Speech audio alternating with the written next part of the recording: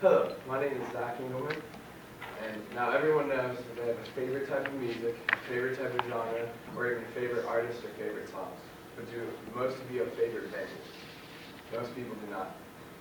There are a ton of venues in Colorado, and most certainly we are known for our music industry, especially in EDM, electronic dance music. But we are most widely known for one other thing in the music industry, and that is our amazing venue that we hold in our backyard. We have one of the most magnificent venues in the United States, and for those of you who don't know what I'm talking about, it's Red Rocks. Red Rocks Amphitheater is by far my favorite to go see concerts, and from recent reports, artists love it, and it's an honor to play there. Some may ask what separates Red Rocks from all other venues, and the answer is simple.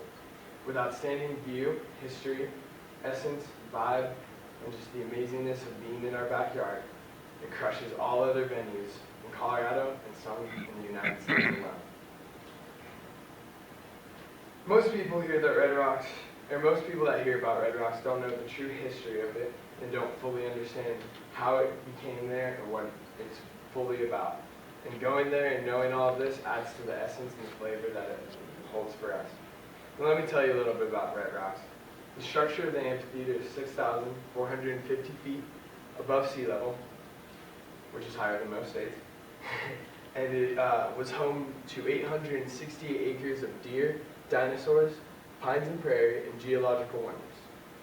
It was also one of the 7 wonders of the world before becoming off that list. And it is basically where the Rocky Mountains meets the plain. That alone is crazy. This venue is an open venue, which means that it does not have a roof, it does not have heating, and the air conditioning is itself the wind.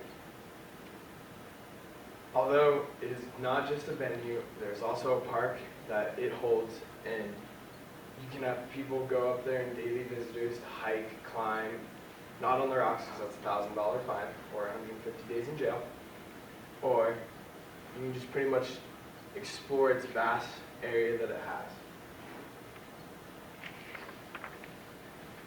Sorry about that. The seating capacity of this wonderland is 9,450 people. That is shortly below 10,000 people, which is massively bigger than a lot of venues today. The Ute people call this place the Garden of Angels, and the Ute people are a famous tribe native to this land. In 1906, John Brisbane Walker created a temporary stage to hold his orchestra and opera concerts for several years. Then in 1927, the city of Denver decided to purchase the land for itself to create a more permanent stage. The construction of this beautiful place lasted more than 12 years and finally came to a finish in 1941. It was quoted one of the biggest success stories by the Workers' Projects Administration, otherwise known as the WPA. After this, during the 50s, it was noticed by many performers and earning its vast reputation that it has for itself today. Some notable performances of this great place were the Beatles in 1964. This alone is a crazy experience because the Beatles, who doesn't love them, and to have them in such a crazy place in our backyard is even better and makes it even more spectacular.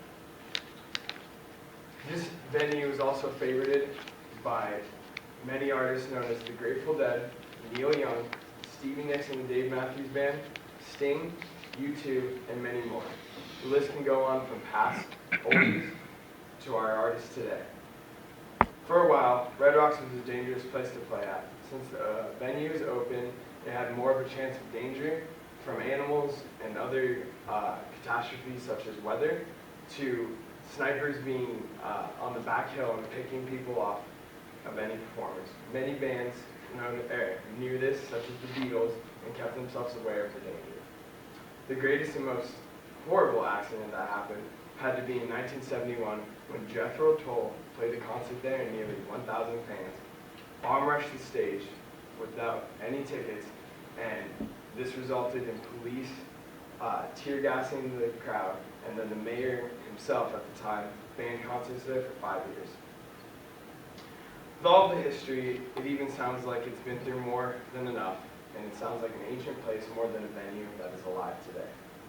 There are hundreds of concerts held there during the summer, and besides the danger of this place, there's also one more downfall. It is an open venue, meaning that in winter, most likely nobody's going to want to go there because it gets cold. So the best place to be is late spring or early summer, and then on to early fall-ish. Now this place during the winter is used for workouts, for park, there's guided tours there, and it's also used for running the strenuous steps that we all know if you've been there today.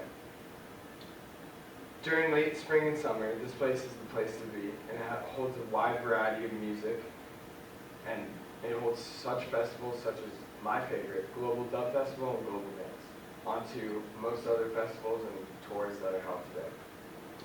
If you think that this venue is just for kids, you are simply wrong. Music varies from Earth, Wind & Fire, Humphreys McGee, to Kid Cudi and Tyler the Creator, to Carnival of Madness with Papa Roach and Shinedown, to Bass Nectar and Excision, John Mayer, and the well-known Doobie Brothers. This venue holds it all. Any type of genre of music that you can name it, they have it. And on top of 3 little months. On top of this venue, it does not just hold concerts, it holds guided tours, Film on the Rocks, which is a spectacular movie being played on projection on the back rocks, to famous Sunrise and Sunset, which is an Easter memorial service. It is famous for high school graduations, and I myself got to walk across the stage in front of thousands. This was a glorious day to remember. The President of the United States even gave a great message at this venue this year. It truly holds the key to the heart of Colorado, and by creating events and moments that no other venue can live up to this day. The reason why I love Red Rocks is simple. Whether it be going to concerts there and having the wind hit me as a natural air conditioning, to the lights bouncing off the rocks, or watching Mean Girls with my coworkers and best friends and not telling anybody about it, to exploring the vast terrain that it holds and almost getting caught for climbing on the rocks, it is truly an amazing place, and it welcomes anybody with all aspects of life. With all this being said, now that you all know the crazy history of Red Rocks, you all too can check it out, and I strongly encourage you to experience this because it will most certainly beat any other venue that you've gone to today. I personally live 5 minutes from it, so it's just a walk in the park for me, and it's a beautiful place and venue, and I know all of you will check it out. Thank you.